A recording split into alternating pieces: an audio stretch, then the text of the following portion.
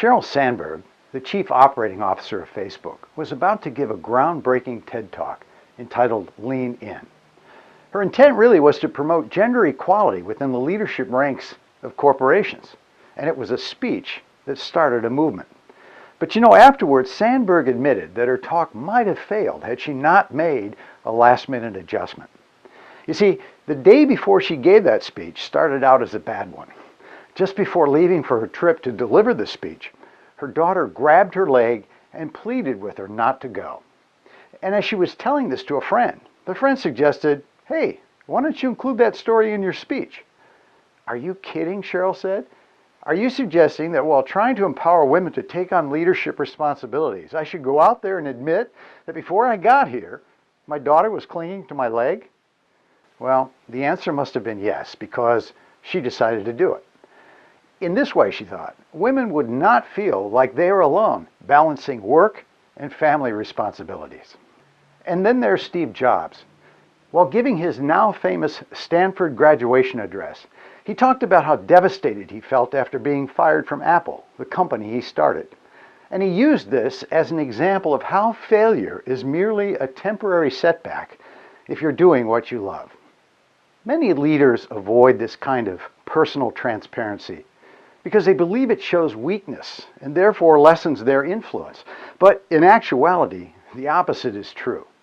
A management psychologist by the name of Robert Cialdini went undercover for 3 years applying for various sales positions with fundraising organizations, telemarketing firms, even used car dealerships. His purpose really was to observe the way people are influenced by others. And one of his main observations is that likability is at the top of the list of influencing factors. So what better way to gain likability than to let people know that you too have vulnerabilities? Certainly leaders have to provide good examples. But the leader who hides behind a mask of invincibility isn't really fooling anyone. Let's face it, we already know you're not perfect. What's more, we don't want you to be. Who can relate to perfect? Now, I'm certainly not advocating that you wear your heart on your sleeve, but there is one way to talk about your own vulnerabilities that can inspire, influence, and motivate the people you lead. And it's through the use of a communication tool that you're very familiar with. It's the same one Sheryl Sandberg and Steve Jobs used with their audiences. It's called storytelling. No, not this kind of storytelling. What I'm referring to is a unique form of storytelling, one that is suitably tailored for business settings. And that's where SFL, or Storytelling for Leaders, comes into play.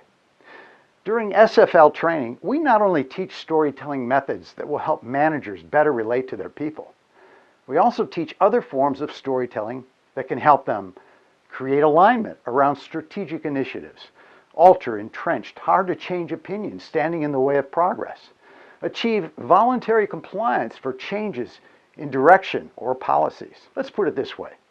If your objective is to influence, inspire, or motivate, there's a way storytelling can help. Now, you should know that our experienced and accredited teachers do not base what they teach on their opinions of what works. Our program is founded in scientific evidence of what works and why. Furthermore, SFL is not a hit-it-and-forget-it one-day workshop. Storytelling used in business settings is a specialized skill, and as such, it requires practice. And that's precisely why, following our workshop, your team will be provided with ongoing practice sessions where they can participate and get feedback as they hone their skills. Perhaps this explains why thousands of people around the world have incorporated Storytelling for Leaders as a mainstay training program for both their new and experienced managers.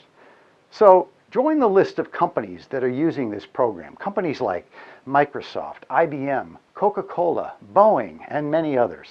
See how this program can turn your leaders into leaders people want to follow.